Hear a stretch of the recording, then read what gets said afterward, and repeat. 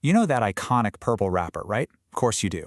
But have you ever really thought about what it takes to get that chocolate bar into your hands? Well, today, we're going to unwrap the hidden story of how Cadbury is completely rethinking its entire supply chain, from the cocoa farm all the way to the factory floor.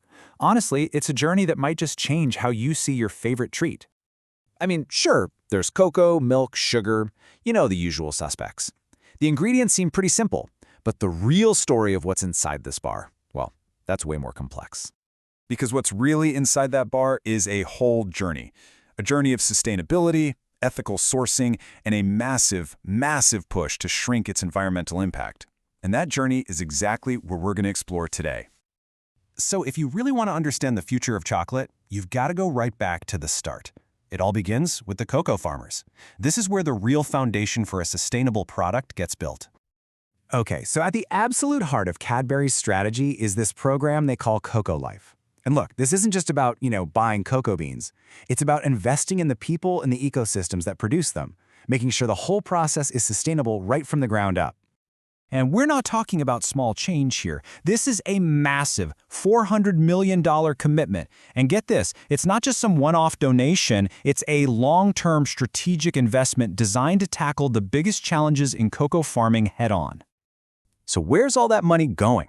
Well, it's focused on these 4 key areas: making sure farmers earn a fair income, promoting equality, and pushing for smarter, more sustainable farming. Take the shade trees, for instance. They're actually helping farmers plant them. This doesn't just protect the delicate cocoa crops from crazy temperatures. It also creates a healthier ecosystem for local wildlife, so it's a win-win. And look, this isn't some pie-in-the-sky idea for way off in the future. Cadbury has set a super ambitious deadline. By 2025, the goal is for every single bar to be made with sustainably sourced cocoa. We're not just talking about some niche product line. This is a total overhaul of their most important ingredient. All right, so the beans are sourced sustainably. Awesome, but what happens then?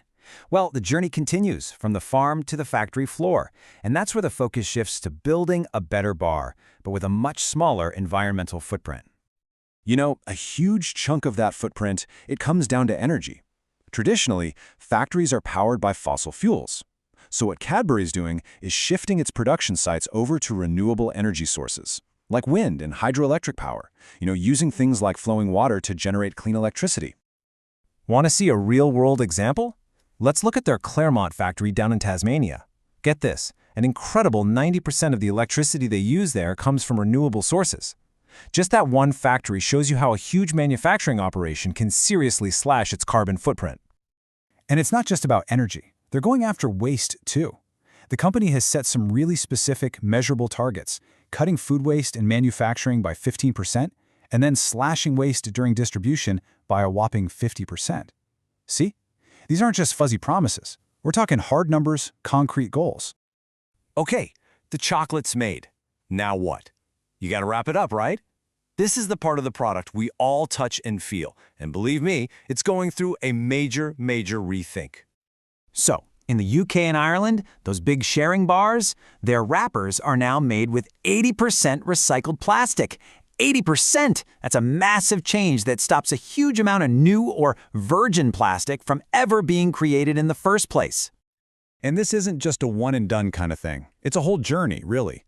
They're putting recycled plastic into their current wrappers, but they're also testing out brand new paper-based packaging and even working with partners to make recycling systems better for everyone. And the big prize at the end? The goal is 100% recyclable packaging by 2025. And believe me, these changes have a real measurable impact. Just switching their biscuit multi-packs to paper saved 145 tons of new plastic. To put that in perspective, that's about the weight of a blue whale. And using recycled plastic for the sharing bars, that's like giving 600 tons of old plastic a second chance every single year. All right, so we've seen the farms, we've seen the factory, we've even seen the wrapper.